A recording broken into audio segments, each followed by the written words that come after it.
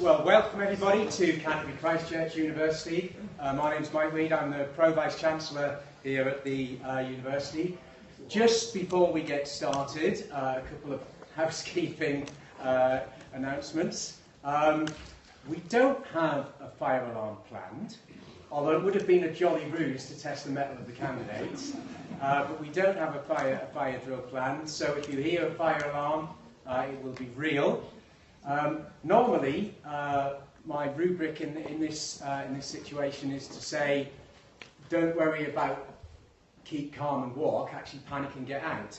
But I think if we panic and get out here, there will be an absolute riot. So genuinely this time, please keep calm. There are four doors we can get out. We are actually going to throw open that door in a moment to try and get some air through the room.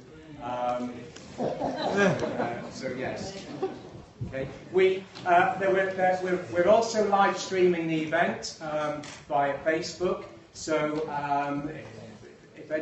we're going to keep the camera on the podium, so anybody in the audience sort of won't be shown on the pictures. But with that in mind, if we can please keep the comments and questions respectful and within the boundaries of the law.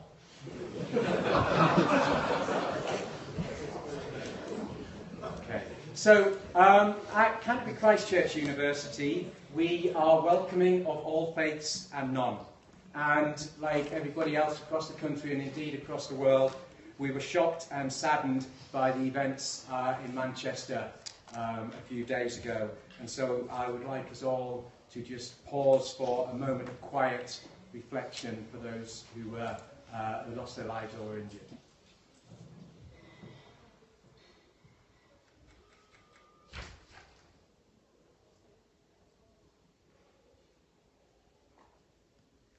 Okay, thank you.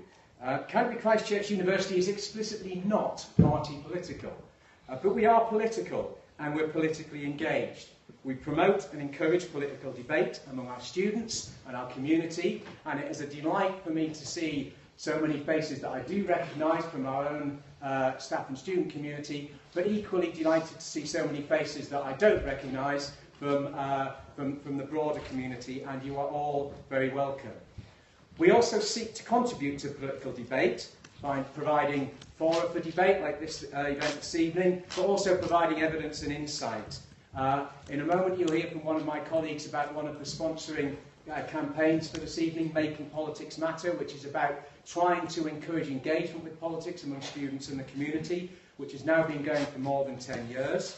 One of the other hosts of this evening, CEPUS, our Centre for European Studies, has been highly engaged in the pre- and post-Brexit debate, looking at the impact and the potential impact of Brexit on Kent and the South East, and detailing the asks that the Kent economy might have of government given the situation we are now in.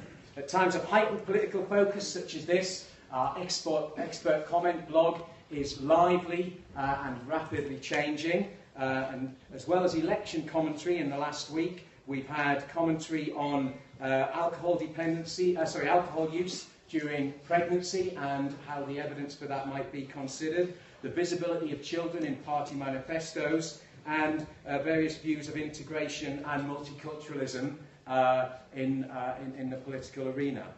But now, and for this evening, we stand back from the debate and act as warm hosts and facilitators for what I'm sure will be a lively and heated debate on this very hot day. So welcome once again to Canterbury Christ Church University. I encourage you to actively participate in our General Election 2017 hustings for the Canterbury and Whitstable district. Thank you.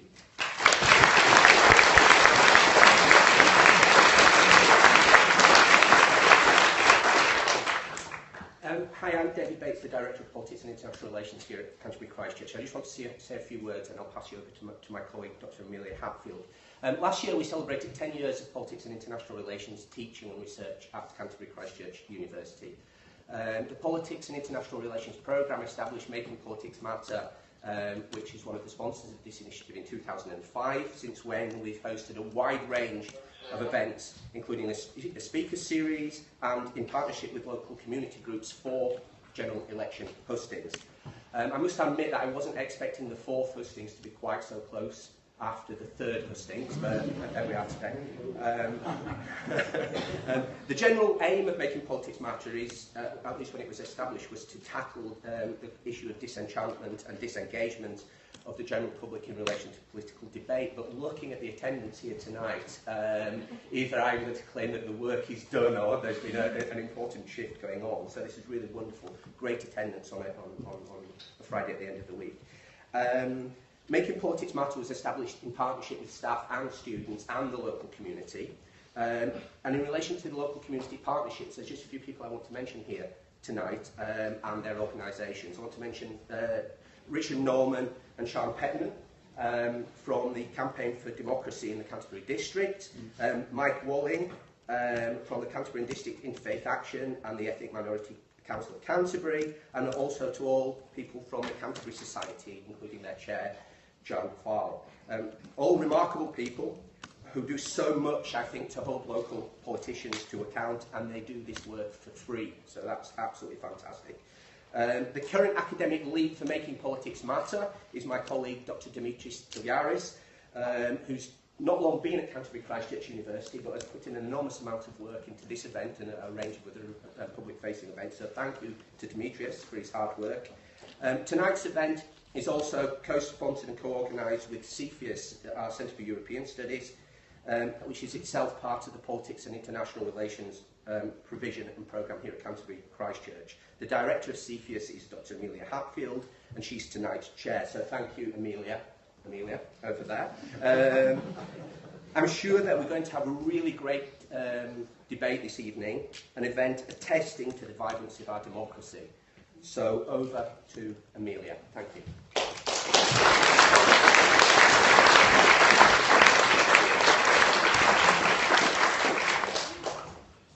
Good evening. Well.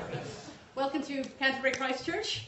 I'd like to explain very, very briefly how tonight is going to run. I think some of you have probably been to hustings before, but for those of you that haven't, you're in for a wild ride. First, in the question corner, because of course questions are very, very important, and I think the answer is probably almost as important, Sean Petman and Richard Norman, and Lizzie Bailey and Dimitris. All of them are going to keep track of the questions that we have received from Twitter, from Facebook.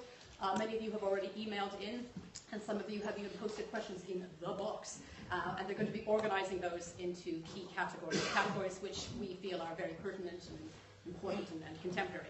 So, in addition to that, we'll of course be taking questions from you, the audience here, and for that I'm going to rely on our only politics graduates can possibly do this. Jack Brooks and Noura Bertanen, who are in charge of the roving mics. Now, Jack knows everybody, and Noura is in charge of the lacrosse team. So, I'm just going to leave it there. In terms of timing, Reverend Mike here is going to ring his bell with skill and timely efficiency. Shades of just a minute there, I think. And lastly, a reminder that tonight's event is, thanks to Philip here, live streamed via our Politics and IR Facebook to ensure maximum reach, obviously, of the event in these social times, particularly those unable to be with us here tonight. I think there may be more than we have expected, as well as being broadcast live via CSR. Delighted to have them here with us. And so that means good behavior, very good behavior. Well, to begin with. So you can send your questions, even now, to Question Corner, via Twitter. Please use the dedicated hashtag, hashtag CCCU hustings17. And if you'd like to comment yourself on the candidates via Twitter, you can use their hashtags. But the questions are going to be submitted to all four. So don't just say this one's for Rosie or this one's for James. When we have a question, it's posed equally and democratically to all four as well. So the structure is going to be as follows. We're a little running late, but that's all right. I'm going to ask each of the candidates to introduce themselves for 2 minutes. And if they really go beyond 2 minutes, Reverend Mike, I think will give us an example of what that's a phone. I don't want to. That's not what that sounds like. Mike, do you want to give us an example of the? Every bit as elegant as I am. In the first 45 minutes, therefore, the candidates here have 1 minute to respond to your questions. As we get closer and closer, they're only going to have 45 seconds. And in the final 15 minutes, they have only 30 seconds. Okay? Yes, that's right, Canto Pro. Okay, so the speaker order is going to be from left to right, geographically, not ideologically. Rosie, James, and Julian, and Henry. That's wonderful to have them here behind me. So, with no further ado, I give you your candidates. Rosie, would you like to start?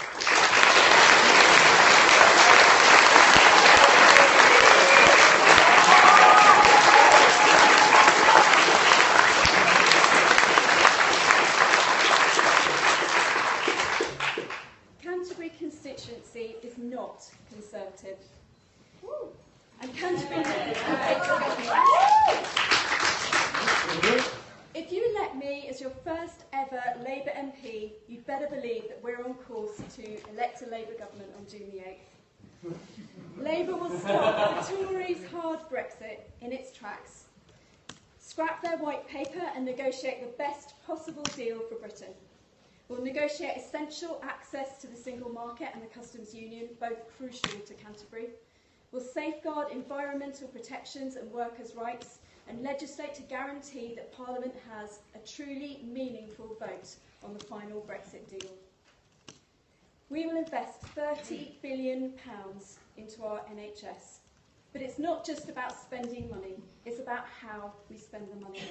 A Labour government will scrap the Tory and Lib Dems Health and Social Care Act and reinvest the up to £10 billion currently spent on commissioning. Reading words. Reading words. Okay. She's reading words from this.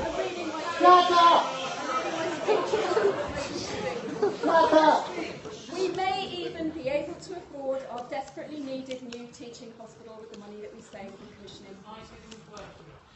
Oh, okay. Right. Is that better? No? Okay. Thank you. Is that better? Yeah. Okay. We'll make sure that every child gets a free school meal. Why is that so important? Because those of us who've worked in education know well that that may be the only meal a child gets during the day.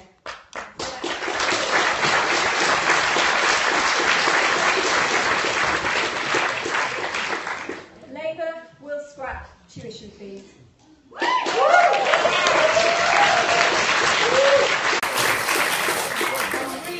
How are you funding it? How are you funding it?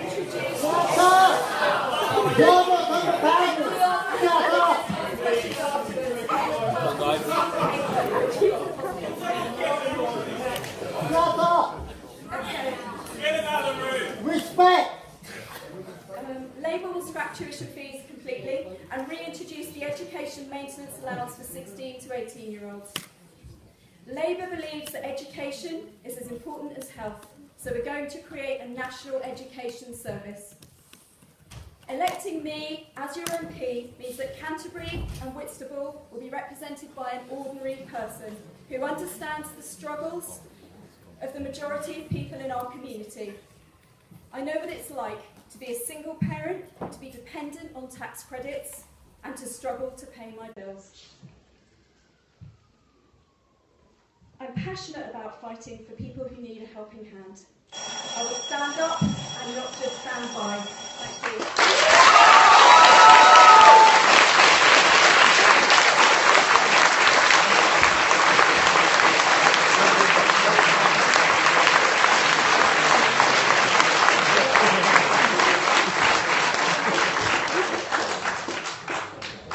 Good evening, ladies and gentlemen. Can you all hear me? Yes. Excellent. Okay, I'm James Flanagan. I'm the Liberal Democrat candidate for Canterbury and Whitstable. I begin with a small apology. I understand some of you would have picked up one of my leaflets last week, and inside the leaflet you would have seen a picture of me graffitied. Now, it wasn't the postman. I understand it wasn't any of our deliverers, nor your neighbour too. It turns out my kids are quite creative. They put leaflets around and have the ingenuity to put the leaflet in the middle of the stack once they've graffitied me. So my apologies. Ladies and gentlemen, this is no ordinary election. We are living through a time where our public services are being cut back and are under threat. Our NHS starved of funding, and we can see that locally here with the Kent and Canterbury with the potential loss of the urgent care centre and other services too. Our local education being cut back in terms of real-term funding for pupils. And overlaying all of this is the spectre of a hard Brexit, which is going to have major repercussions to our city and to our area, and indeed to our universities that rely on so much funding from the EU and also to future and younger generations. Now, I believe Canterbury needs a new MP because our current MP has supported all of those things I've just mentioned, the cuts and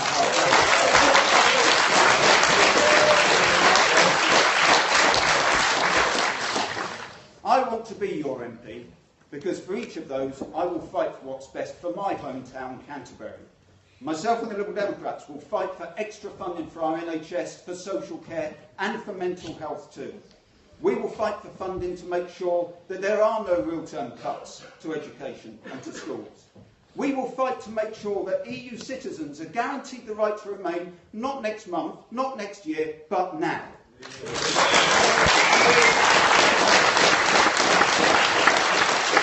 And we will fight to make sure that there is a second referendum where you have the right to have your say on the final terms of the deal of leaving the EU. Now, the irony here is that Julian and his colleagues, they'll have a second vote on fox hunting, but they won't allow you a second vote on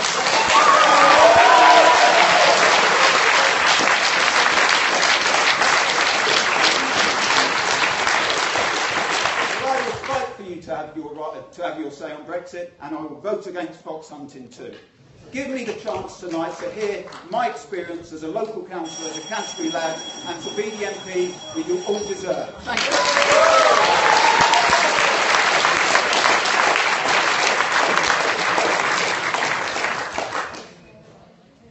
The ghastly events in Manchester remind us just how fragile our way of life can sometimes be. I'm proud to be part of a party which believes in strong defences, which believes also in a generous aid programme, because aid is often crucial in restabilising the areas from which so much of this instability comes. And I'm also proud of being part of a party that has just passed the Investigatory Powers Act, which gives the security services the powers they need to cope with the use by terrorists of social media. And my shopping list. But to pay for these things, and to pay for the public services which matter so much to all of us. My children were born at the Kent and Canterbury. I've been treated there. To pay for all these things, we have to have a healthy economy. And I'm proud of the fact that despite taking over an economy, Conservative-led government taking over in 2010, where £4 is going out for every 3 coming in, we've managed to get the economy moving again. We now have one of the best growth rates in the developed world, and unemployment is half what it is in the rest of Europe. And I'm delighted that through the huge growth in apprenticeships, we're contributing to reducing youth unemployment still further. If you re-elect me as your MP, I will fight for the best for our country, for the best for our country in the Brexit negotiations, for the best for our country in this very dangerous world today. I'll fight for our community, and I'll keep the open door, which I've had all through my 30 years here on surgeries, letters and the rest, even to those who can't listen to an opposition speech without abuse. I look forward to your questions.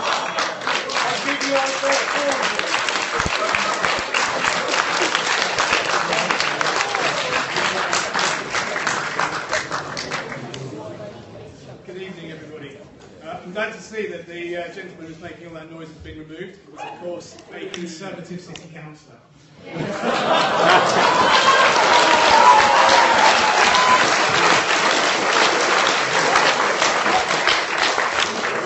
Classic Tory, full of noise, no substance.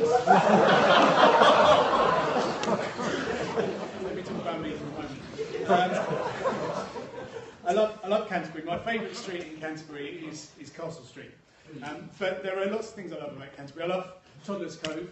It brings back memories of teenage flirtations, or I should actually say unsuccessful teenage flirtations. I love the Bell and Crown. It's a great pub. It's where I had my first drink. I love Harry Tower. It's a magnificent monument. I've been lucky enough to go to the top of it. It's truly a very special place. But I love Castle Street because it's where I kissed my wife for the first time. And this is not just a trip down memory lane, although you might think that's my favourite street. But the point actually is that I am, like James, a local person, and I love Canterbury, and that's why I am stood here. And this election is about Canterbury and standing up for what matters in Canterbury, because we've got a jewel of a city here, but we are in danger of letting it slide. And the problems we have are significant, and the things I will fight for as your MP are air pollution, which is taking away 750 years of life from our residents every single year. I will fight to improve the homelessness situation, which is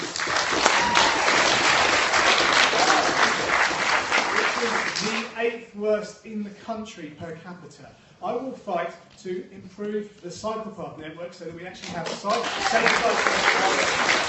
throughout all of Canterbury. And I will fight for our urgent care centre. And I mean properly fight. So, a vote for me is for a vote for someone who will fight for what matters to Canterbury. Thank you very much.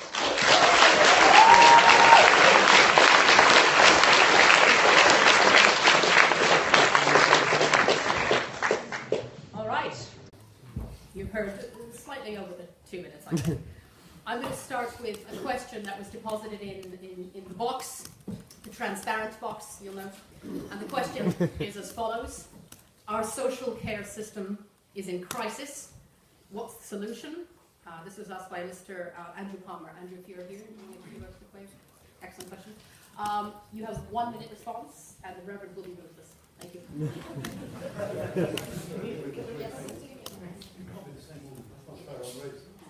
I'm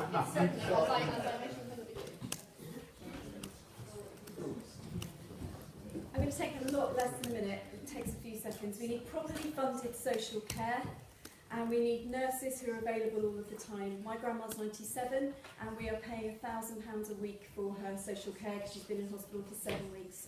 That isn't sustainable. My family can't afford it. We need people who are there, who can look after her in her own home, preferably. She doesn't want to suddenly end her life in a place she's never been before. I've heard a lot on the doorsteps about people being very, very unhappy with the Tories' policy of selling their houses and having to sort of basically fritter away whatever they've built up over their lifetimes to spend on social care. We can afford to fund social care, the fifth richest economy in the world.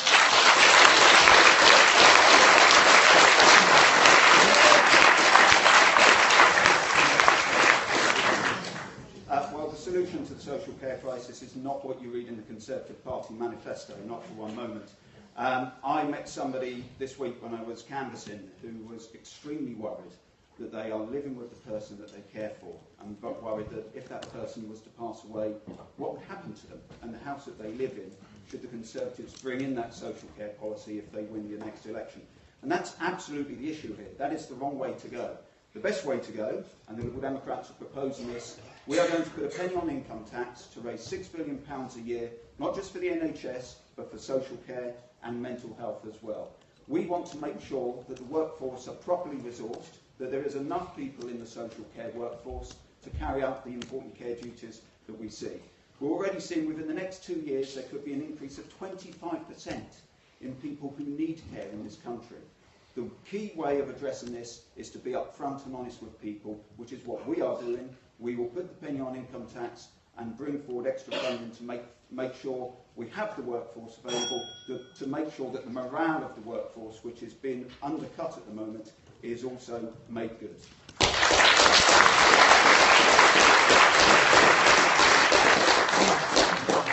We're all agreed that there has to be more money for social care, and the government has allocated an extra £2 billion over the next 3 years, but that's not going to go very far.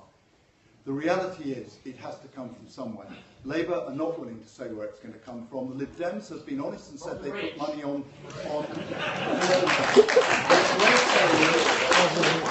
where people have substantial assets, nobody is going to have to sell their home to fund their or their spouse or partner's care.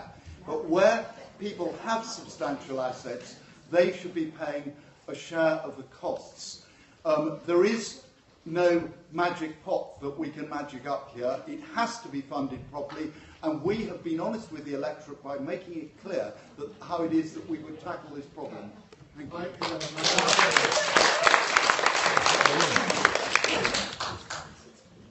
Everyone seems to have forgotten the U-turn that the Conservatives did. I don't think they know what their policy actually is, to be honest. Theresa doesn't. The social care issue is a profound one. Personally, I would like to see it reunited with the NHS and the two working together, because it's a question of universality of care. That idea of universality is fundamental to the idea of the NHS, the idea that it doesn't matter what type of illness you have, we're going to look after you. The idea of the plan of the Tories is a tax on dementia and other specific illnesses, because if you have a profound long-term illness which doesn't require you to go into social care, then you don't have to sell your house to fund it. It's only if you have specific types of illness that you have to sell your house in order to fund it. It's unacceptable. What we need to do is reverse all the corporation tax cuts that have happened over the last 7 years.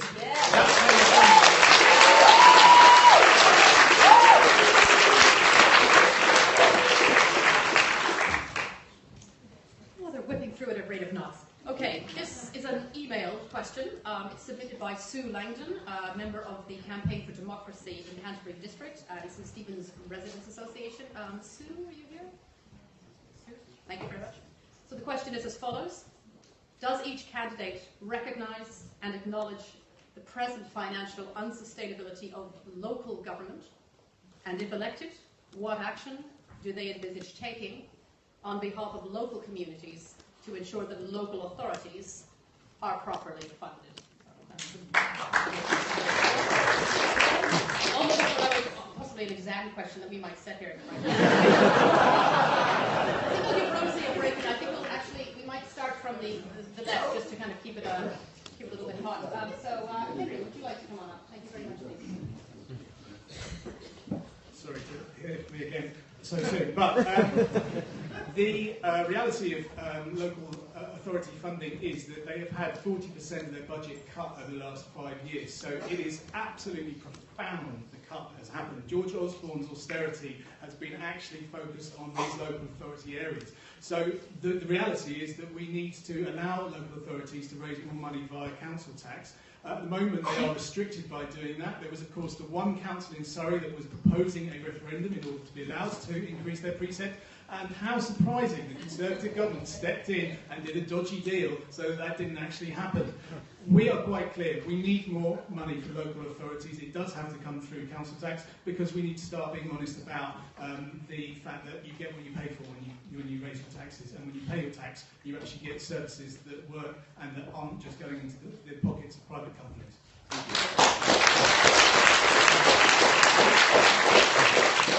you. I'm a strong believer in local government, and I'm proud of our Conservative Kent County Council and Canterbury City Council. It is true, it has been difficult. It's been difficult right across the public sector with the need to get the books into balance. Local authorities who want to raise more can do so with a referendum if they wish to do so. The most stretched area has been, we've already discussed, has been the money going into social care through local authorities, and we've already covered that. I support local authorities' rights, but I also believe profoundly that experiments like the Northern Powerhouse, in which we're delegating powers to, in that case, the first experiment was with a Labour-controlled authority, in which we delegate a whole range of services to a unitary authority, is a good idea. I'm in favour of delegating powers. It brings them closer to the people where they're more accountable. So I think that's the big way forward. Thank you.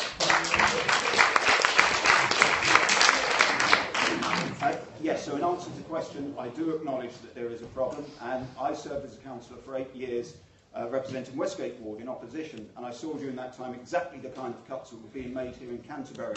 And Julian says he's proud of what the Conservatives done here in Canterbury and at KCC.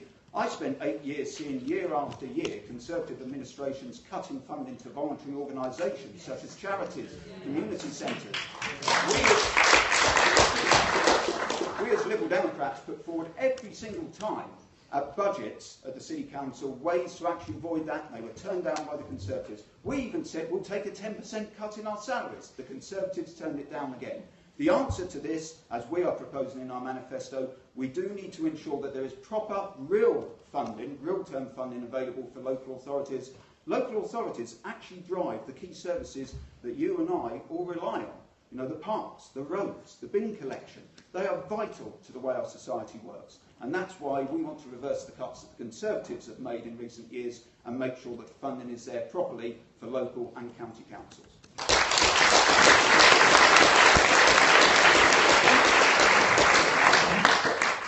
Nobody wants to raise council tax. It goes up every year as it is, but we may have to look at that. I think the question was, how, as your MP, would we help local authorities to get more money? So if it involves, I mean, I think our current MP is famous for saying that he doesn't get involved in local politics. I'm chair of the Labour Party in Canterbury, and I do go along to the Guildhall quite often to support our Labour Party team there. We've got 3 councillors in the official opposition. So I'm well aware of the problems that there are. For example, the Tories recently cut the budget to care homes. So we've got 3 elderly sort of care homes that are staffed, supposed to be staffed 24 hours a day. Instead of having a member of staff all night for all 3 of those homes, the local Tory council decided to slash the budget, and there are only 2 all-night members of staff shared between the 3 houses. So if one who doesn't happen to have one has some kind of emergency, then presumably they have to call an ambulance. So these are elderly people who need round-the-clock care. That's the kind of cut we need to stop. And if raising council tax is the only way, we might have to look at that.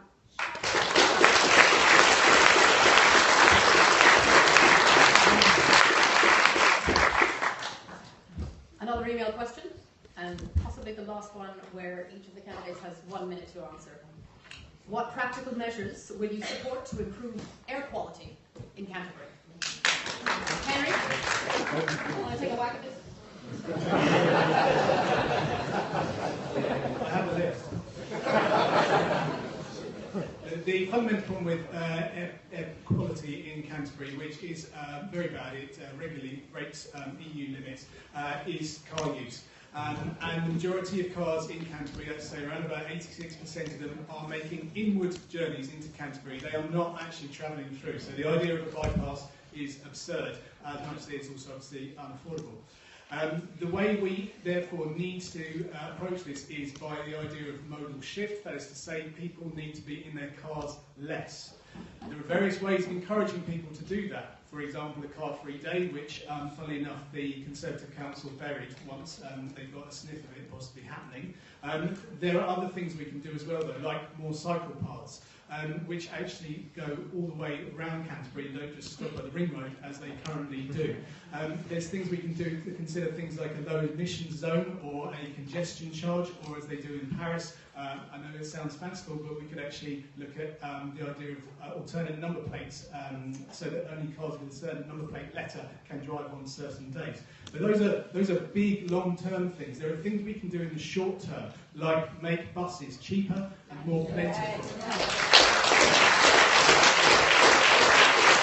Transport and cycling are the fundamental things that will make this change. And when you consider that we also have a profound obesity crisis, a bit of walking around and cycling is going to help us all. And I speak as someone who's guilty of this. The other thing to note is that we have the highest number of dementia sufferers in the county, and air pollution is now linked to that. So this health crisis is very real and it's affecting all stratas of our residents. Thank you.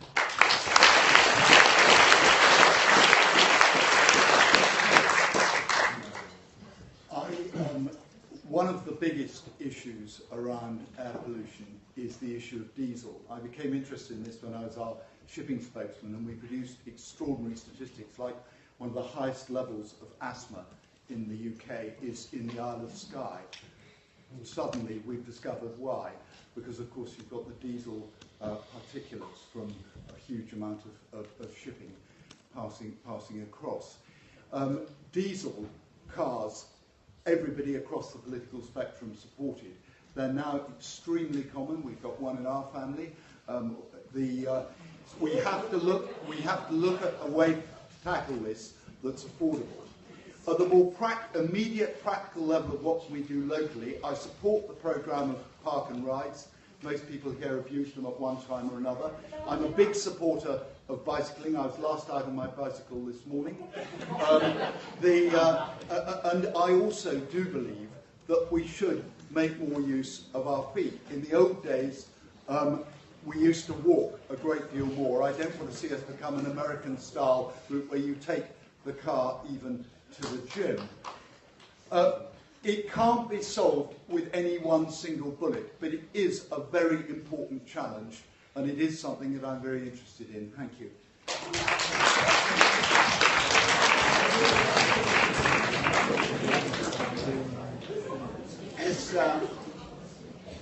I was speaking recently to a gentleman in London at a conference I was at about air pollution, work-related, who was saying that this is the biggest issue now after smoking in terms of the way it affects us, the way it affects our children and their lungs especially.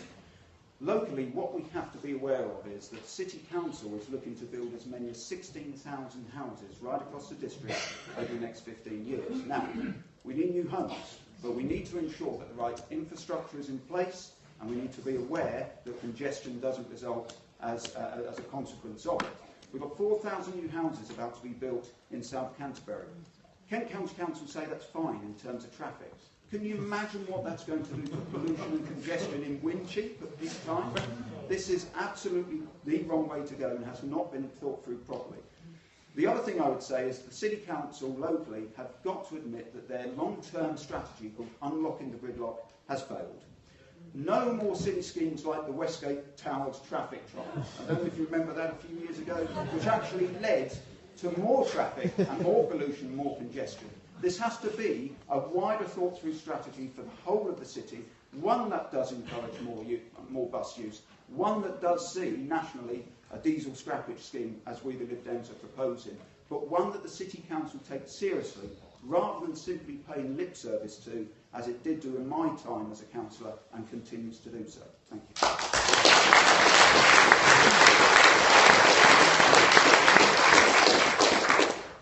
The Labour group on the council were the ones that had the idea for the car-free day, because within the Labour Party we have a group that looks at environmental issues. We've worked with the Green Party on this and consulted with Stephen Peckham, who's a bit of an expert on things.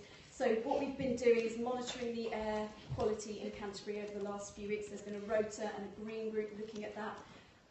There are loads of things we could do. We need to look at the buses. They need to be the right kind of buses that are environmentally friendly, and they're easy. You know, it's easy to do. As I think Henry mentioned, when we had full support across all of the councillors in the City Council, we then suggested a working group to actually put the car-free day into practice, and it was then that the Tories changed their mind and blocked that from happening, despite it being a cross-party initiative, which was really disappointing. We are going to carry on pushing for that. We had a recent bike day around Canterbury. The Labour Party led on that, and we were joined by a couple of the other parties. I worked in primary schools, and I see that children have a blue pump, a brown pump, all kinds of pumps, and they are literally ill every single day in the middle of the city centre.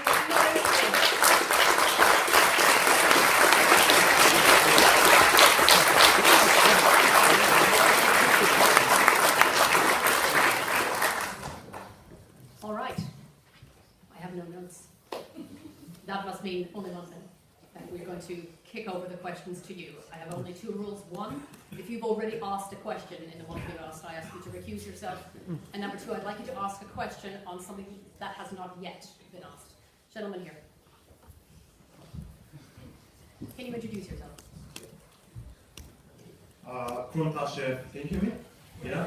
Okay, Krum Tashev, President-elect of Christ Church Students Union. Is the first openly LGBT union elected union president for Christ Church, and working together with the National Union of Students, I have a question on LGBT issues. And my one is Canterbury has a large LGBT community. How you, if elected as an MP, are going to support this community and support it, especially in our fight for equal adoption rights in the United Kingdom. Thank you very much.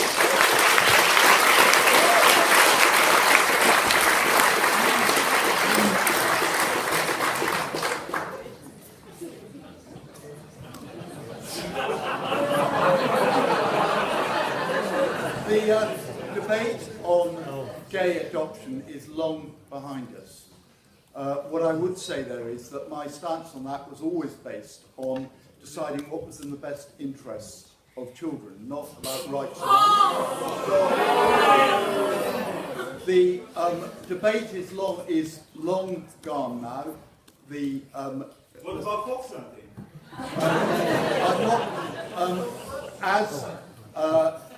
I'm not really sure what the connection between the and the fox hunting world is, but it appears you have rather a lateral mind, sir. But those debates are long behind us now, and I don't see any particular value in reopening them. The debate was, fox hunting was behind us too. Yeah. So why can't we bring back this one about equal rights?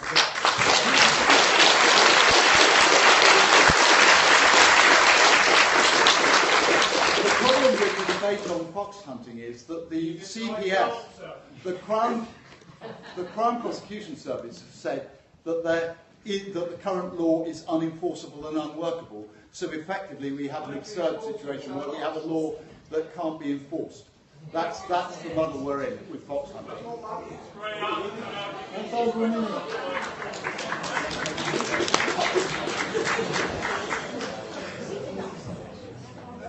The Green Party fully supports all elements of the LGBTIQA community, and I would go further and say it goes to the absolute core of our democracy and the fundamental idea of treating all of our citizens equally, and it's as simple as that. Thank you.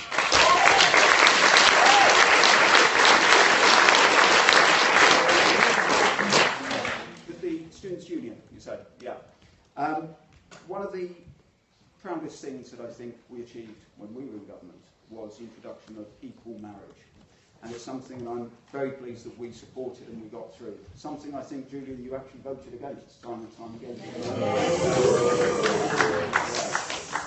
You would have my full support if I was elected as your MP. As a Liberal, I believe totally in the equality of the individual, regardless of sexual orientation, regardless of race, of colour, of gender. What about your leader? I believe in the equality of the individual, as does Tim Farron as well. We absolutely believe in equality.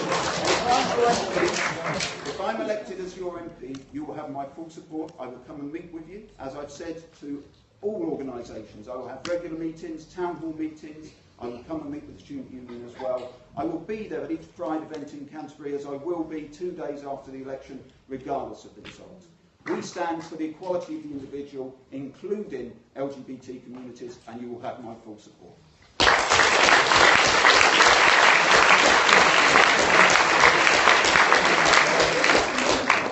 Children have absolutely no interest in your sexuality. They need a loving, caring home.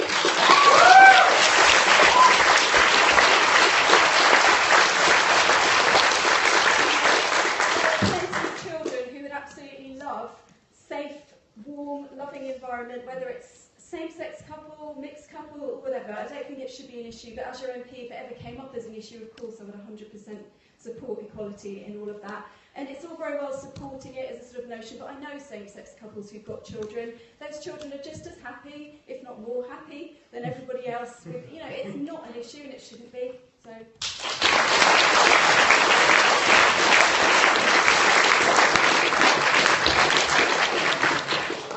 I'm delighted to see, sorry, got the note. We'll come back to it, don't worry. We've got some young people in the audience today, and we have had a question put in on the issue of grammar schools. The question is as follows, simply, what is your opinion on grammar schools? This is from Rachel and Annabelle from Canterbury Academy. Here, okay. Thank you very much, ladies. That's a very pertinent question. So I think we'll start with Rosie on this one. Opinions on grammar schools. The Labour Party policy on grammar schools is not to support the huge funding and the building. We've been calling it the Tory sort of vanity project. And we don't support that. We're not going to close down the existing grammar schools or starve them of funds.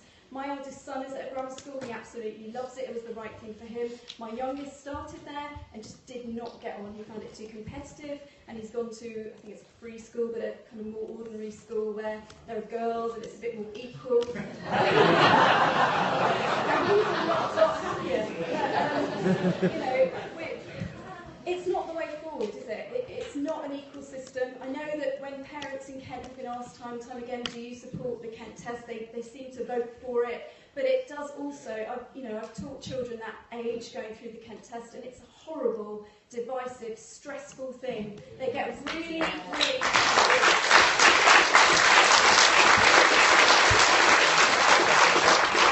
And then to be kind of given the impression that they're not good enough or not as good as their peers is pretty damaging in my opinion. So, that's our policy, that we won't support brand new, really expensive grammar schools being built.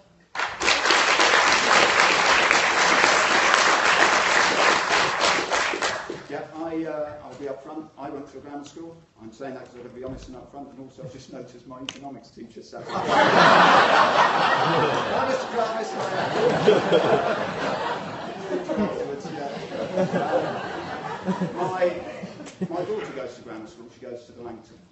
And I remember a couple of years ago when we spoke to her about the Kent test and when the results came through, and I remember the moment when we opened up the results and had to explain to her that she'd missed out by a point. And I remember the look on her face, and it will stay with me forever. Look at this, an 11-year-old being told, we didn't use the word failure, and that's the wrong word to use for 11-year-olds, but it does register with them. And my big gripe with grammar schools is this, that the way that kids get into grammar schools on just one test, the Kent test, is too much for 11-year-olds. There must be another way. There must be another way in terms of looking at how that child performs across a year, 2 years, taking into account what the teacher says perhaps as well, or maybe a test. But it's got to change because that is too much pressure being put on kids at that age. The Lib Dem national policy is no more grammar school building. The one thing I would add is that what we need to see is the right level of standards and quality standards and investment across all schools, not just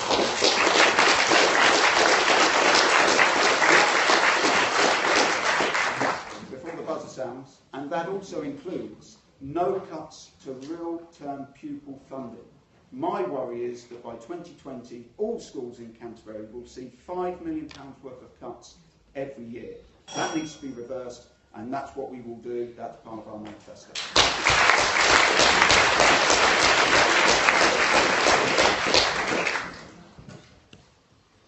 Poor educational outcomes have been one of the key drivers of poverty in many communities up and down the country. And I'm proud of the fact that the proportion of schools that are getting Ofsted ratings that are good or outstanding has risen to the point where we have 1.25 million more children in schools with those ratings than we had when the coalition took up office 7 years ago. I believe the grammar schools in Kent do a great job. I actually share some of James's concerns about the assessment process, but so does Paul Carter, and so does our Prime Minister. We do need a broader system of admission that takes account of potential as well as performance on the particular day. A child from a very deprived background is at a disadvantage compared to one who's had a lot of coaching, for as an obvious example. I do believe it's right that we should make it possible for children in those parts of the country where there are no grammar schools and where there is strong public demand to set some up. Kent has grammar schools. I think other parts of the country should have some too. But I think it needs to be based on a broader process of selection, as indeed it used to be. And I just end by saying the rebalancing in the education formula will in fact mean the majority of schools in Kent will be net gainers. Thank you very much.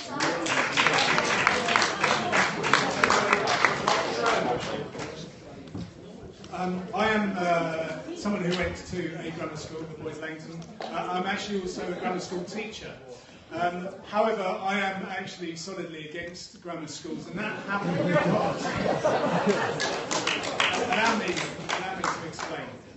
I hadn't honestly really thought about grammar schools as a system until I came back down to Faversham, having lived in London for about 6 years. And I teach in the grammar school in Faversham, and we do a very good job. But what I hadn't appreciated was the profound impact that failing the 11 plus has on people.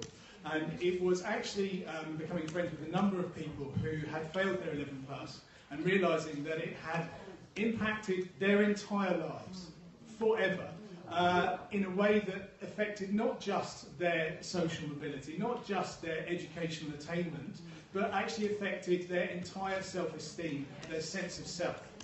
And that's what schools are there for.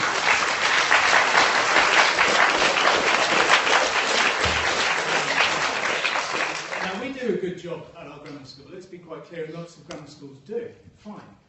But this whole debate ignores the 75% who fail. 75% who fail.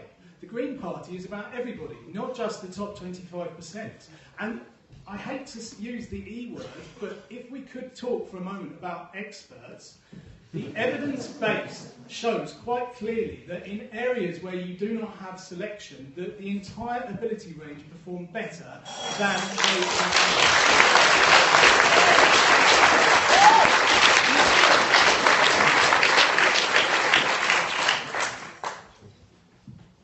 It's just on past, and that means that we're going to give the candidates slightly less time.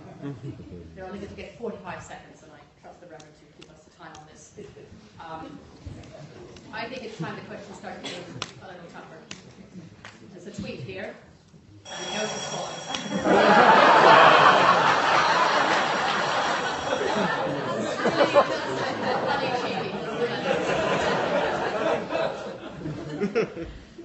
Just tasty. I'm not running for office, I promise. How are we going to staff the NHS as a result of Brexit and the withdrawal of bursaries for nursing education? Yes. Okay, one more time. How are we going to staff the NHS as a result of Brexit and the withdrawal of bursaries for nursing education? I think again we'll start from the left-hand side. Rosie.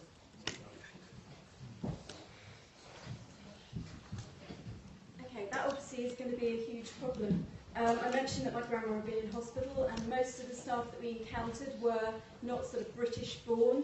They were absolutely brilliant service providers, really lovely people, and they come over here because they wanted to work. They wanted to work in our excellent NHS. The job opportunities, the things that they got from being in Britain were really good, and they're fantastic people. And I'm really sad that we basically told them that they're not wanted and that they can go away.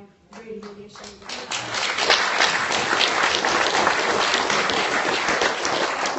The Labour Party obviously needs to be around that table when it comes to Brexit, and we're going to defend the right of those people to still come here if we possibly can, because we need them. And I cannot imagine an NHS without the input of those people from different countries helping us to do the jobs that we need them to do. And as I've said before in speeches, you're much more likely to be treated by a doctor from the EU, educated somewhere else, than you are to trip over people queuing in the waiting room. We need to try and protect those rights for those people that are here already, that have built a life here. We're going to try and do that. We also will reinstate the bursary to nursing.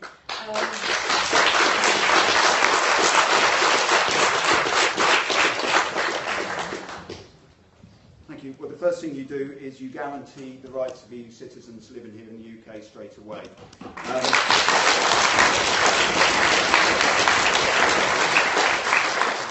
55,000 people from the EU work in NHS England. 5,000 of those are in the health service in the South East alone. 10% of all our GPs are EU citizens. Can you imagine what would happen if they were all up sticks and leave straight away? If you want to maintain staffing levels, you must guarantee EU citizens' rights, number one. You fund the service properly as well, which comes back to what I said previously. The 1p on income tax to raise money to go to frontline services such as the NHS and make sure it's properly resourced. We too will bring back nurses' bursaries. That's an outrageous decision by the government to get rid of them. Very short.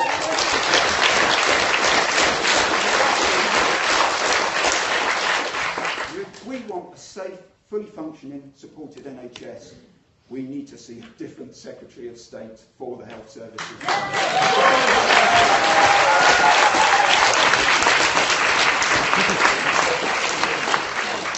Let me say at the outset, I'm not comfortable on the nurses' bursary issue. I should perhaps say, though, that the very large number of applicants for each place before, while we had the bursary system, the plan is now to take the cap off the number. We'll see what happens to the numbers. I'm very happy to revisit that.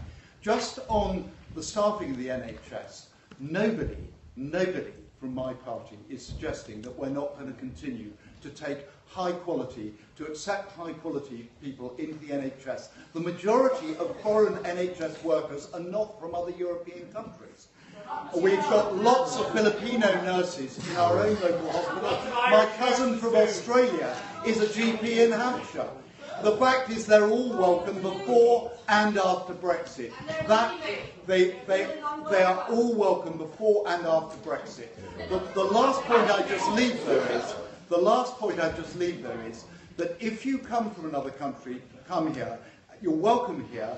But the one thing I do think we've got to be careful about is that we're plundering too many key people from some very poor countries at the moment. And that we do need to think about.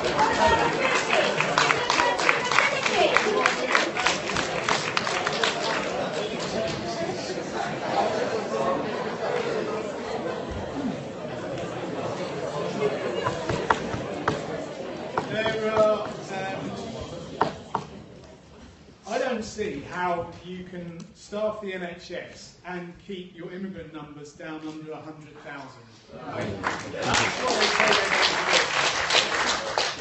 We all know that the NHS is in crisis. We have a growing population, they're growing older, and the cost of treatment's going up. We have to be honest about how we're going to fund this. It is the jewel of our nation. No other country has got a healthcare system like it. It's also unbelievably efficient as well. And the staffing of it is absolutely fundamental. I've got a friend who is a nurse, and she says quite clearly, at KNC this is, by the way, that the NHS is run on goodwill. You know, they are doing extra hours everywhere. And we need to start actually respecting our public services and paying for them properly. And that means an honest conversation about tax, I'm afraid. But that's what the Green Party will do. We're going to be honest about how we pay for our public services to be premium public services. Thank you.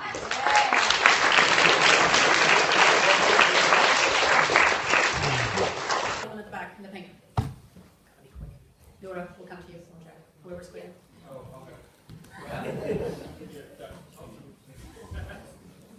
My name is Joe Edgerton. I was the County Council Conservative candidate for this area, and in 1992 I stood as a parliamentary candidate in Leeds. Can we have a question? In Greater Manchester. Today I received an email, and I want the candidates all to comment on this, from Sir Julian Brazier's agent, that said Jeremy Corbyn is already trying to justify the actions of our enemies, while many of their victims still lie seriously injured in their hospital beds.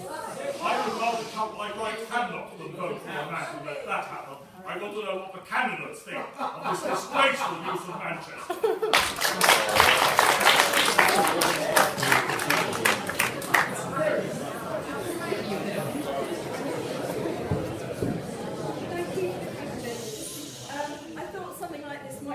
So I am going to quote Jeremy Corbyn for his speech earlier today.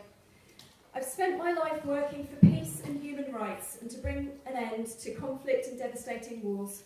That will almost always mean talking to people you profoundly disagree with. That's what conflict resolution is all about.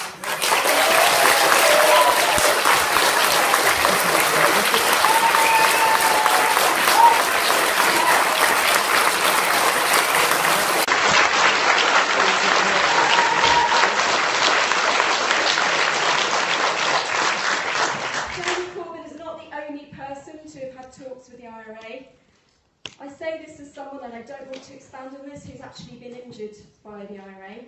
I grew up in the middle of central London and lived in Bishopsgate in 1992 when there was a giant bomb. My injuries are very minor, by the way. But if he can speak to those people and open a dialogue, and it was the Labour Party that got the Good Friday Agreement, and Mo Molan just did that by talking and getting everyone together, and I think we can respect, including the other words I wanted to quote Winston Churchill, who said, "Jaw is always better than war."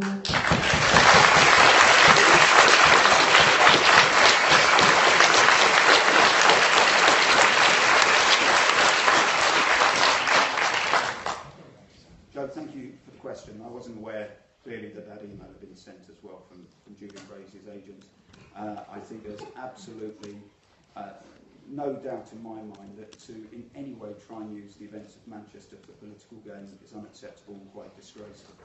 And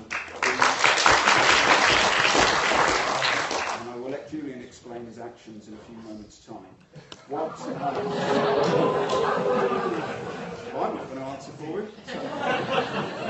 I think one thing I will say, just in terms of what we are witnessing in this week in the dreadful events in Manchester, I would ask everybody, and this is my view, that the way that we address what is going on in our society at the moment is not to turn around and start pointing the finger and accusing people, and indeed turning against our fellow citizens, many of whom are Muslim, many, and the vast overwhelming majority of which are also really quite upset with what's happening in Manchester. The best way forward is to build an open and tolerant society where everybody is welcome, regardless of race, regardless of gender, regardless of where they are from. And I fear that there's discussion going on at the moment that's taking that the other way. We must, at all times, just take that step back, remember those people who have died in this incident, and continue to work for that open and tolerant society where everybody is welcome. That is the best way forward.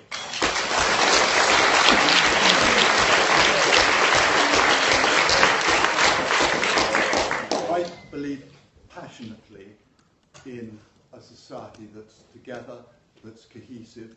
I was last at a major Islamic event in December. I've been many times to Lebanon, a country I know well, talking to people of all religious and political views there, working for peace in that part of the world. My views on Jeremy Corbyn's comments are absolutely in line with what Charles Clarke, the former Labour Home Secretary, said last night. Those of you who didn't see Channel 4 News should watch what he said. What he said was, first of all, he said, I haven't taken anything that Jeremy Corbyn said on security very seriously for decades.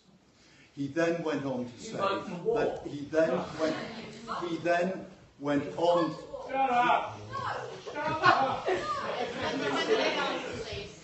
He then went on to say that to suggest that these people, as Jeremy Corbyn did in that speech, that these people were against us simply because of the incursions, mistaken or not, in Iraq and the rest, is simply to ignore the historical facts. In 9/11, more British people were killed even than in Manchester. That happened before there were any invasions. We are up against an enemy, Charles Clarke said, we are up against an enemy that wants to destroy our way of life. I believe Jeremy Corbyn is wrong. Eurasian Bank is funding Saudi, sending arms to Saudi Arabia. They were the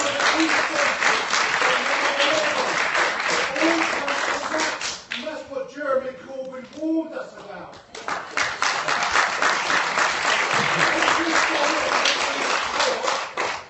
You get blown back.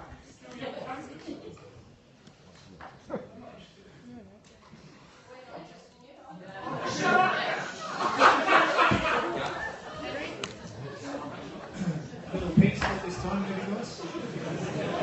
Might be appropriate.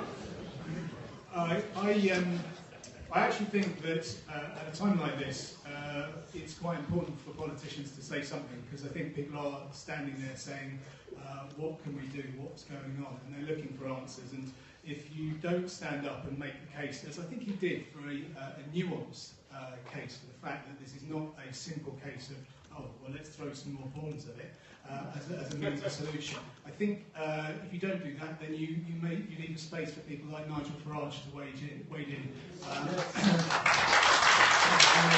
a mess of it. And I think he was right to say what he did, that there are things we need to look at, because the threat was not what it was before the Iraq War. However, let's not get into political debates about this. I think the thing we can do, which will best respond to this, is actually all engage in the massive trust exercise that is voting in the general election. And in fact, it's a giant exercise in tolerance and compromise, and we all do it. And I think that actually is a truly magnificent gesture. Thank you.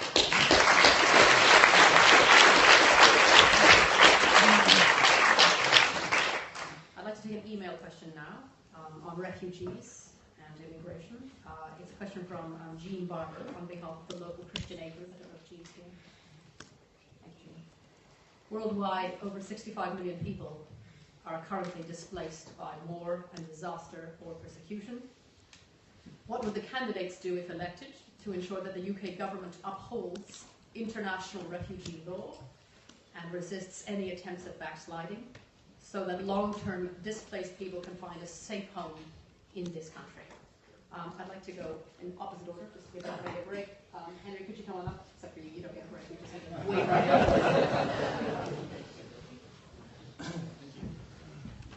now. So the Green Party is absolutely committed to the idea of trying to reduce the amount of refugees that we have in the world.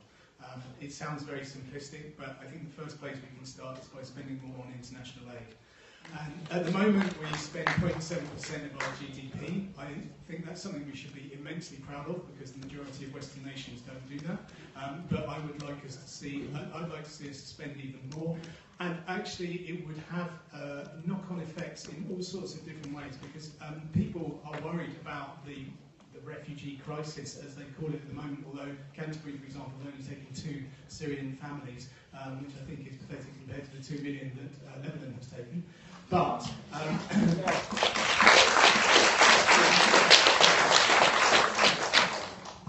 but foreign aid is a way of making sure that we actually do have security in our own country, and that's, I think, something we need to think about. Thank you.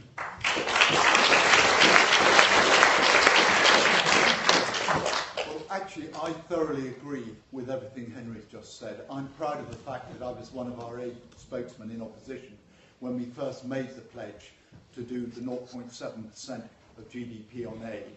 And I'm proud of the fact that Britain providing as much aid in the countries immediately around Syria, Lebanon, I was there last year, Jordan and Turkey, as the whole of the rest of Europe put together very nearly. I'm proud of the fact that we are providing education, shelter for literally tens and potentially hundreds of thousands of children, some of them in shifts going through schools and so on. The work that our officials are doing in these countries to cope with this, the worst refugee crisis since the Second World War, in fact, arguably the worst refugee crisis ever. This is the way to tackle this. When we do take refugees to this country, which can only ever be a tiny part of the solution, I believe they should come from the immediate surrounding countries, and they should be focused on particularly vulnerable groups, particularly children and old people. You voted against it? Please vote. I voted against taking them from Calais. I voted in favour of taking another 23,000 from Syrian camps.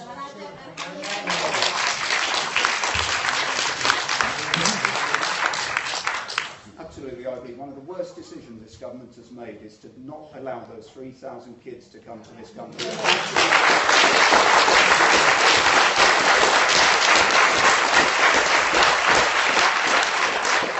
Julian, whichever way you voted on this issue, you are still a member of a government that describes refugees as marauding and from the Calais jungle. That is absolutely disgraceful language to use for human beings. A couple of years ago, I visited the Calais jungle, and 2 incidents that will remain with me for the rest of my life. First of all, I spoke with a Sudanese gentleman there who said to me, and I will always remember this, spiritually and emotionally, we are dying here. That's real human feeling of somebody in desperate need of help. And then when I went to the makeshift church in the jungle itself, I stood there looking inside, and all of a sudden, next to me, 2 kids. Probably about the same age as my youngest at the time, about 5 or 6 years old. And then I come back to the UK, and we pick up a copy of the Daily Mail denigrating refugees. Totally irresponsible, and all it is, from the right-wing tabloid press and from this government, is trying to sow fears of doubt when we should be actually holding out our hand to help these people who are fleeing war-torn situations. I strongly believe we need to take our fair share. We have a proud history of helping those who are being persecuted. We need to take 50,000 Syrian refugees over the next 5 years, and we need to let those kids come into the country as soon as possible. Thank you.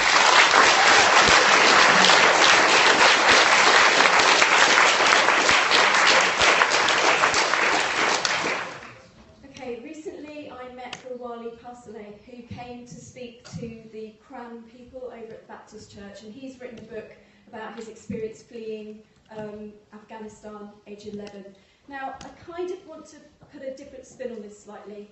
Sir Julian and his government are sort of behaving as though we're taking these people in as a sort of incredibly kindly act, and yes, we should be, absolutely without question. Unaccompanied children? Why is there a question on that? Of course we need to do that. But these are also people. Gawali speaks 6 languages. He's an incredibly eloquent, brilliant, intelligent person who can contribute to our society and the world around. We're gaining by letting these people in. We're not sort of doing them all a favour and these lovely little, they're actually going to contribute to our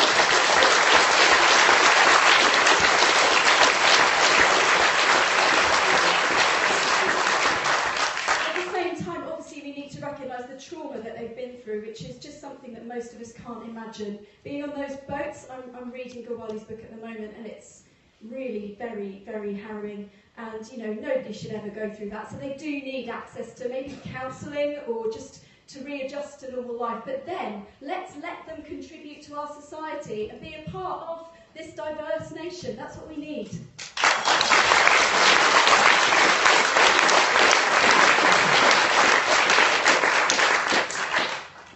We started a little late, so I hope you will permit me to put 3 more questions to the candidates. I'd like to read 1 from Twitter, and then I'm going to take 2 from the crowd. I'm sorry, the audience. How do you aim to help the homeless in Canterbury?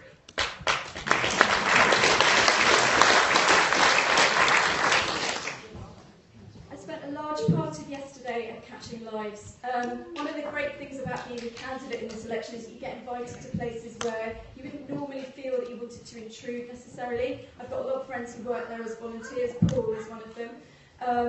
And the number one thing that they said they needed that would make a difference to the homeless that frankly, we can't avoid at the moment on the streets of Canterbury. It's so much more visibly, the numbers are so much more visibly higher.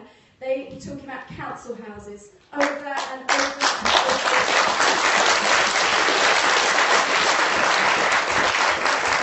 So, from the horse's mouth, the people that work there have often been on the streets themselves. They say they need access to decent housing. Instead of trying to get them somewhere a private landlord owns that may not take people in who've got a bit of a checkered background and they're not conventional, they need to be given a helping hand. Mental health services are hugely important to people like this. They have had traumatic experiences. I met a guy the other day called Martin. He's been on the street for a year. He's 49. So he spent 48 years of his life. He had his own business, just working, being a normal part of society. He's now been abandoned by society and is sleeping outside Lloyd's Bank in Canterbury. It's embarrassing for us. We should be ashamed. We are second only in the southeast to Brighton in terms of numbers of homelessness. This is a city where people come from all over the world to look at our splendid cathedral and to have a punt on the river, and they're tripping over people in doorways. We need to do better.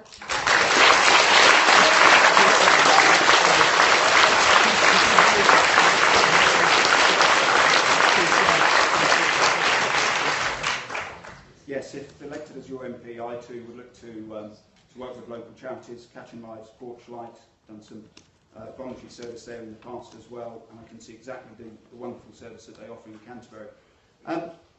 Indeed, we need to see more social housing. We need to see greater investment in mental health services as well, which is why we want to put that penny on income tax to make sure that the resources are there. One thing I would say is this, when it comes to homelessness in Canterbury, a very simple thing that I would look to do, that I already do, that I would look to continue to do as MP, talk to them. There's too many cases where you walk down the high street and people walk on past. Spoke to a gentleman about 6 months ago, I think his name was Peter. He told me that he had come from Newcastle and that he'd once had a family, a house, and he had been a teacher. He lost his job, his family fell apart, and he found himself, for whatever reasons, on the streets of Canterbury. You know, these are human beings, everyone. And you know, we need to talk to them, we need to find out their background, and there are cases where we can help them. And I'll finish off with this particular incident that happened to me a year ago. Another person I spoke to at the Westgate Towers, who I gave the advice to go to the council. Any homeless person can go to the council at 9 o'clock on a weekday without any prior arrangement and try and get some housing. When I spoke to her, I handed some food to her, and she said, "Hello, James." And it was somebody I sat opposite at primary school. That brings it home to you. So a very simple, but very straightforward thing that we can all do. Talk to them, give them hope, because if there's anything homeless people need, it's certainly hope. Thank you.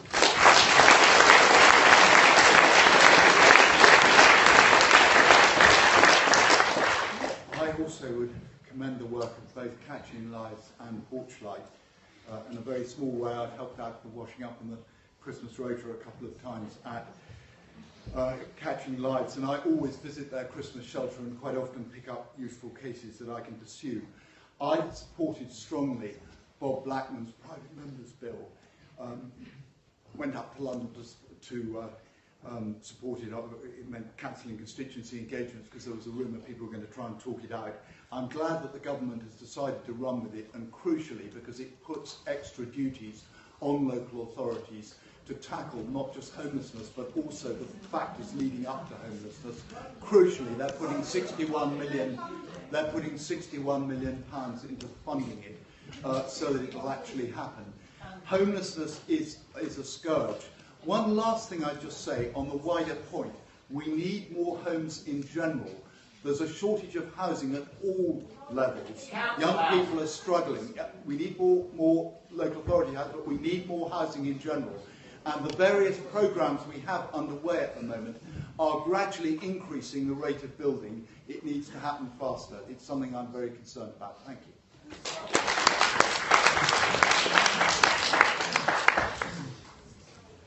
About 3 months ago, the Green Party in Canterbury launched a petition calling for a permanent night shelter for the homeless to be built.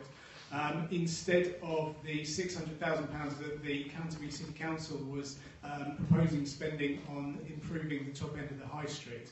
And we managed to get 300 signatures for that. Now, that obviously hasn't meant that we've actually got a permanent night shelter for the homeless, but it is, I think, proof of the fact that we are serious about trying to do something about this problem, which is profound. It's the 8th worst in the country per capita, so it's a really, really big problem. And it is fundamentally about affordability. In Canterbury, we have the largest gap between the average wage and the average price of a house in the whole of Kent. It's 10.5 times. So to buy a house, if you earn the average wage in Canterbury, you have to spend 10.5 times your wages. That is a situation which affects the entire housing market for the whole of Canterbury. It means that all the rents are also therefore unaffordable as well. And because the Conservative government is forcing and has forced councils to sell off their council houses, there simply aren't enough council houses. We've got a waiting list of over 2,000 people waiting for those houses. And of course, some of you might say, well, weren't there some houses that could have been used up by the barracks? But no, actually, they were sold off by the Conservative government to Redbridge, rather than being able to use them for our own people. So the Canterbury Green Party is really committed to trying to reduce homelessness in Canterbury, and it is something that can be done. It's not a possible solution. Thank you.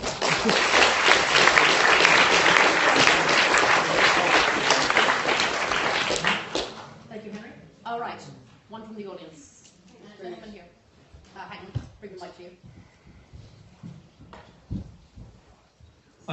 And like most people in this room, I'm deeply concerned about the Canterbury Hospital. And I can't help noticing that, Sir Julian, your voting record since you've been in power has been to vote for all the things that have been cutting away at the hospital. And you haven't raised the issue of Canterbury in Parliament once in over 10 years. Would you, and indeed the other candidates, what will you do? Will you take it to your party leaders? What are you going to do from now, if you're elected, to fight for the Canterbury? Thank you.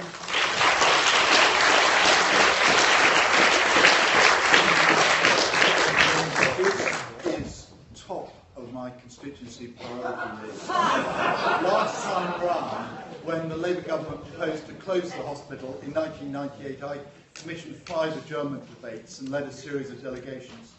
At the moment, we've just started with the threat, with a series of meetings with the management, looking at the overall evolution they're looking at Kent as a whole. I've had 3 discussions with ministers. I may well take it back to the floor of the House, but at the moment it's about trying to persuade people that we have to recognise that this is the hub of East Kent, the hub of the bus system, the hub of the rail system, the hub of the road system, and that the best place to centralise services, because they are increasingly being centralised up and down the country, it's a process that's been going on for a generation, is here in Canterbury. No longer the hub of the service. Thank you. Can I just, you made a point there about Julian's voting record. Julian, I'm going to give you 10 seconds of my time. Is that true? You've not raised health in the House of Commons or anything to do with the Kent and Canterbury in the last 10 years? Is that true? You can Google it. I haven't made a speech about it because I've been raising it with ministers. You get more leverage with ministers if you don't sorry, public opinion. I'm sorry, Julian, my time now.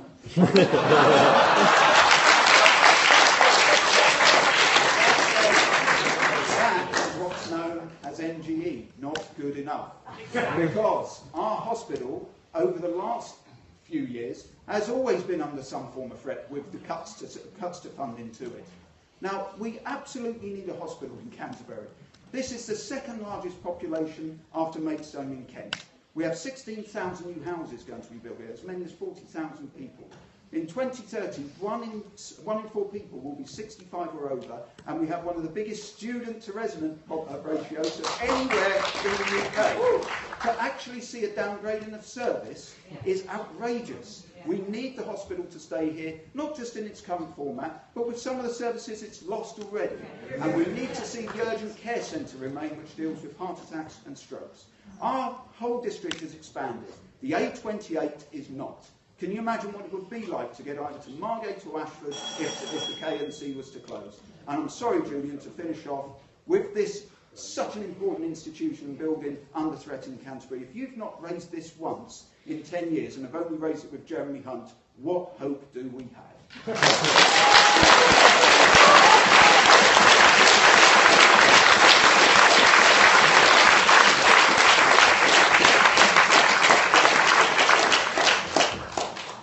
Yeah, the question about whether it be raised in Parliament, I've already planned it in my head for my maiden speech in Parliament.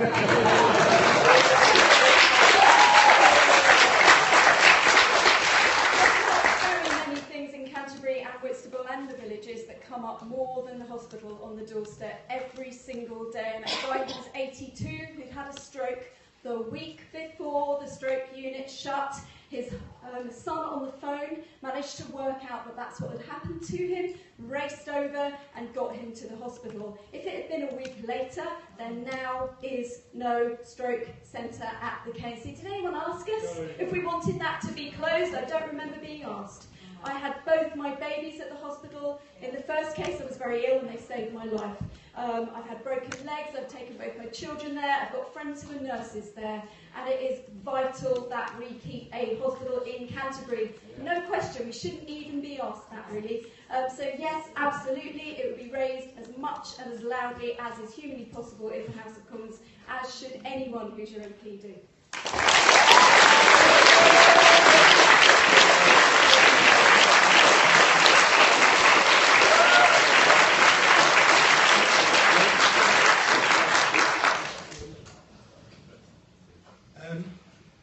Not only has Julian failed to raise it in the House, but 5 separate Prime Minister's question times he's asked other questions of Theresa May. So it's not like he's not prepared to challenge her, he's just not prepared to challenge her about this fundamental issue of cancer. I have, you can see my letter to Theresa May, it's on our Canterbury Green Party website. It's interesting to me that last time we had a problem with the hospital, Julian did do a great deal, and he was in opposition. And it just seems quite convenient that in the last 2 years he's done nothing and said nothing in the House of Commons because he's not in opposition this time. We've got an MP here who is complacent and is not doing what we need him to do.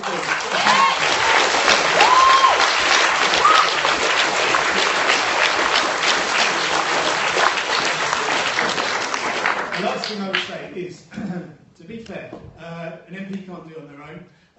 There is an amazing organisation called CHECK, who I'm sure a lot of you know of, the Concern for Health in East Kent.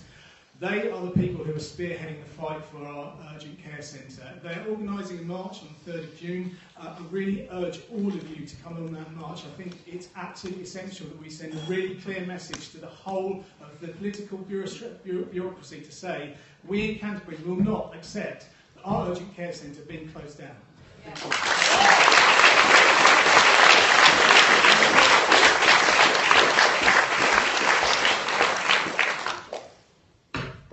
Thank you. For your generally good behaviour. Well, it wouldn't be a constituency, always well behaved. I'm going to abuse the right of the chair and ask a member of the audience to ask a question which I asked them to ask. Jack? I'm a passionate Remain voter, and I was a passionate Remain supporter in the campaign.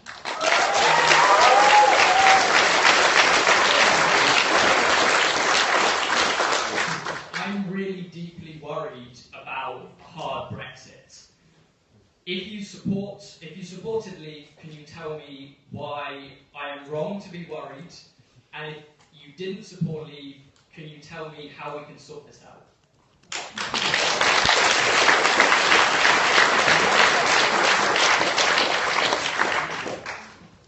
Thank you, Jack. Yes, we campaigned together last year, and there's lots of other people I campaigned with here as well for the Remain side.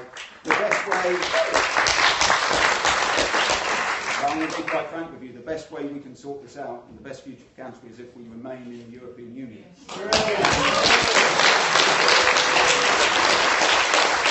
That is exactly why we're saying to the British people, we will give you that second opportunity. You know, when the deal is done, do you really trust Theresa May to come up and get together? No. But if the British people have been allowed to vote on departure, we should be allowing them to vote on the destination and the terms of the deal. And when that comes, if that second referendum comes, we will be there and we will be campaigning for Britain to remain in the European Union. Because we absolutely believe there is no better deal than the one we have in the European Union at the moment. This has the possibility of affecting the whole of this country, economically, its society, its culture, for decades to come. We get to vote in the general election every 5 years, or 2 years if Theresa May's Prime Minister. This is going to be with us forever. And can you remember some of the things you were told by the Leave campaign? Highlights from Boris Johnson, 350 million for the NHS, take back control. What about the Remain campaign's doomsday? We need the whole future, the future of this country. The future of this country is dependent on our economy is dependent on us remaining in the European Union, and that's why we want to give you that second say.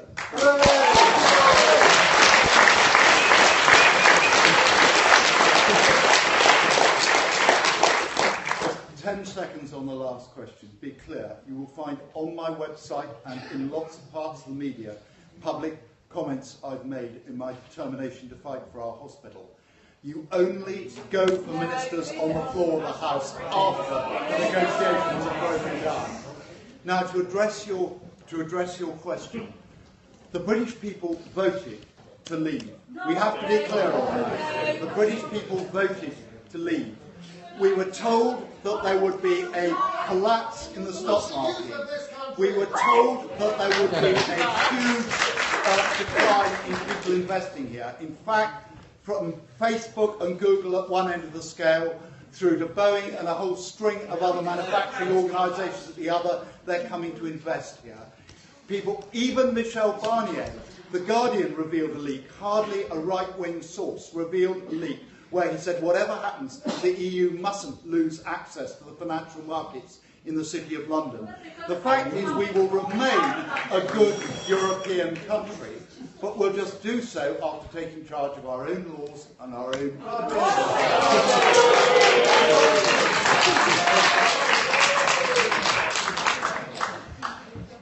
We didn't know what we were voting for. It's quite clear.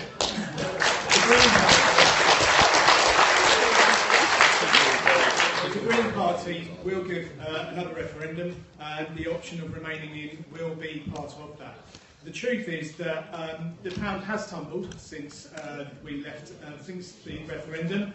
Inflation has gone up. Our wage growth hasn't moved in 7 years, and as a result, we've got economic figures that now show a slowdown in consumer spending.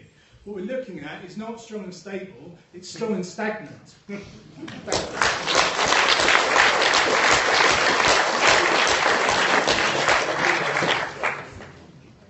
Okay, I was a Remainer and I've worked with other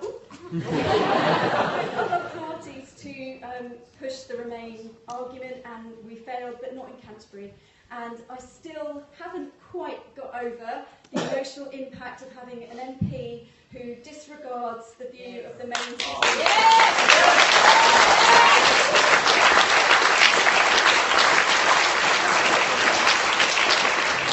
However, as a country, we voted to leave. That makes me very sad, but we do have to honour that, because apparently, according to a poll that Andrew Neil read out on Daily Politics the other day, only 20% of hard Remainers would like another referendum. I'm probably one of them, I have to admit secretly, but we can't do that. So what we have to do, we're not going to get the numbers in Parliament. It just is not going to happen, and the government's not going to do it. So, okay, well, we can't do that. We have to make sure that the rights of the 3 million EU citizens that live and work here are protected by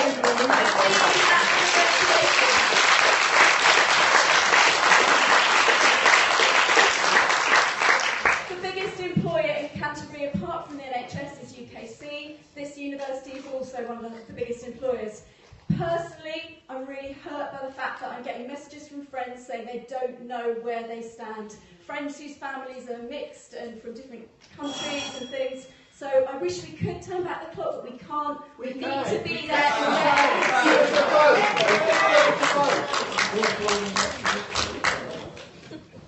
All right. I'm going to invite the candidates to come to the microphone, and in 10 seconds, you can count to answer the following question. If elected, what will be the one thing you will work for? What will be your top priority? All right, Rosie. 10 seconds. Okay, the KNC Hospital, the rights of the people that live here that are EU citizens. I need, just personally, to get rid of the bedroom tax so I can erase from my mind the people that have been crying on the doorsteps about having to pay it when their partners have died. Tax credits. There's so much. I've only much more than 10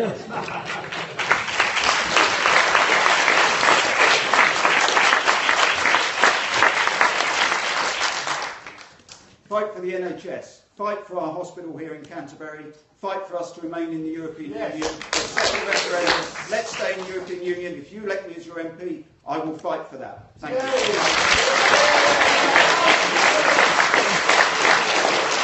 Locally, fighting for Kent and Canterbury. Nationally, contributing towards the battle to sort out a foreign policy in the most dangerous times for a generation. Strong defence, generous overseas aid, all mixed together.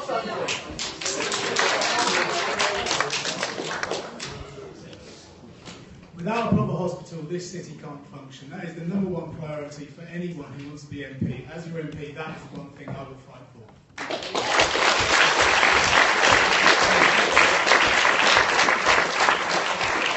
Thank you so much for coming. Don't forget. at Canterbury Christ Church, hub of objective political analysis.